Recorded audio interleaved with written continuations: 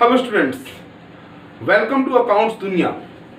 और आपका टॉपिक है आज का ऑब्जेक्टिव्स ऑफ अकाउंटिंग। क्या ऑब्जेक्टिव होता है जो हम अकाउंट्स बनाते हैं इतने लंबे लंबे? क्या ऑब्जेक्टिव होता है हमारा, क्या हमारा मोटिव होता है कि जो हम अकाउंटिंग करते हैं? आइए जानते हैं आज इसी के बारे में।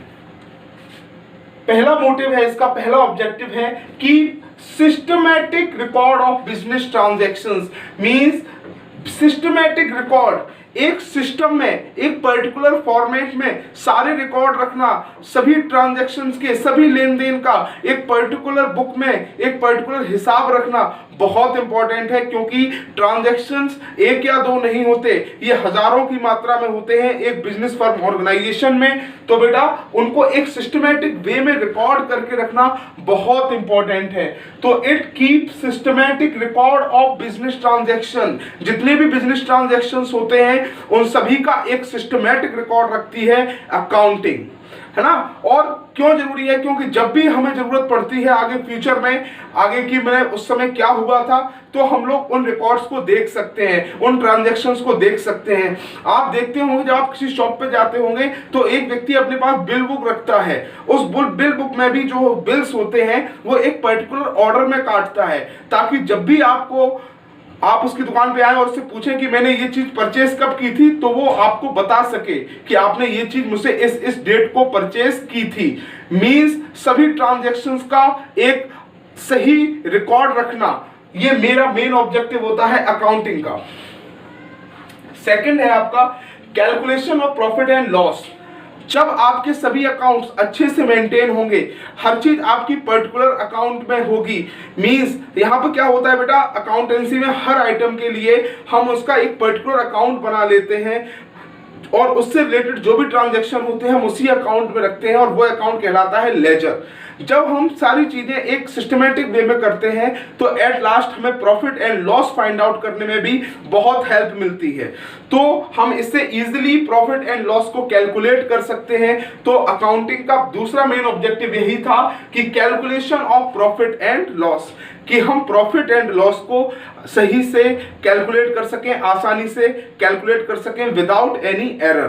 तो ये हमारा सेकंड ऑब्जेक्टिव था अकाउंटिंग का। थर्ड ऑब्जेक्टिव देखते हैं, डेपिक्ट्स फाइनेंशियल पोजीशन ऑफ। अकाउंटिंग ही हमें फाइनेंशियल पोजीशन बताती है।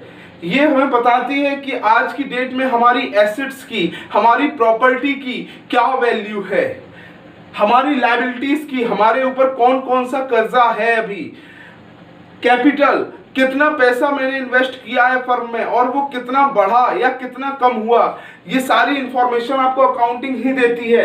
डेटर्स, जिससे हमने गुड्स उधार बेचा हो वो डेटर कहलाता है और उसे कितना गुड्स उधार बेच चुके हैं। इसी के साथ साथ आता है आपका क्रेडिटर, जिससे हम उधार खरीदते हैं। इन सभी का रिकॉर्ड रखना, कितना स्टॉक है मेरे पास गुड्स का, क्या मुझे और मंगाना है कि नहीं मंगाना है, कितना स्टॉक मेरे पास है जो आगे कितने दिन में सेल हो जाएगा, ये सारे रिकॉर्ड रखना। मेरे ऊपर किस किस का लोन है, ये सारी चीजें रिकॉर्ड करना होता है अकाउंटिंग में। और ये हमारी फाइनेंशियल पोजीशन बताता है। और ये जितने भी आइटम्स हैं, ये तो मैंने उसमें से बहुत कम लिखे हैं, इन सभी के बारे में इंफॉर्मेशन मिलती है आपको अकाउंटिंग से। आपको पूरी नॉलेज मिलती है, फाइनेंशियल पोजीशन बताता है ये फर्म की कि आपकी फर्म आज के समय पे किस पोजीशन में है, प्रॉफिट है तो क्यों है, लॉस है तो क्यों है। मींस अब इसका आते हैं फोर्थ पॉइंट पर, फैसिलिटेट्स और हेल्प मैनेजमेंट। ये फैसिलिटी प्रोवाइड कराता है, फैसिलिटेट्स और help management. Accounting help provide कराता है मैनेजमेंट को टू मेक डिसीजंस, क्योंकि अगर फाइनेंशियल स्टेटमेंट से ही हमें ये पता चलता है, अकाउंटिंग से ही हमें ये पता चलता है कि हमें प्रॉफिट हो रहा है या लॉस हो रहा है, we are on right path और ऑन रॉन्ग पाथ, ये सारी चीजें अकाउंटिंग ही बताती है। और यही हम लोगों का इसी से पता चलता है कि हम जो कर रहे हैं वो सही है या गलत है। तो helpful for management in decision making, वो डिसीजन लेती है कि जो हो रहा है वो सही है, क्या इसमें क्या चेंजेस होने हैं, क्या नए इनिशिएटिव्स इसके साथ देने हैं हमें। तो फैसिलिटेट्स और हेल्प मैनेजमेंट, ये जो है अकाउंटिंग फैसिलिटी प्रोवाइड कराती है और हेल्प कराती है मैनेजमेंट को for making decisions. Fifth point है प्रोवाइड इंफॉर्मेशन टू यूजर्स।